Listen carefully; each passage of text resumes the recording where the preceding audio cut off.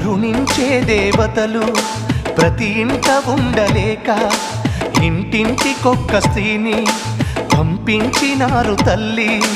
ఎవరమ్మా నీవు, నీకేమవుతారు?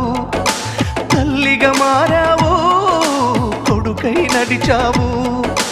యుగ ధర్మం విలువలకే నూతన అర్థం తెలిపావు. అందుకే కంటే కూతుర్ని కనాలిరా, మనసుంటే మగాడిలా పెంచాలిరా.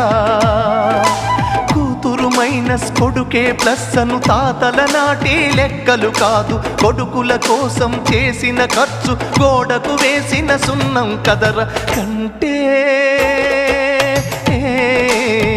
కూతుర్ని కనాలిరా.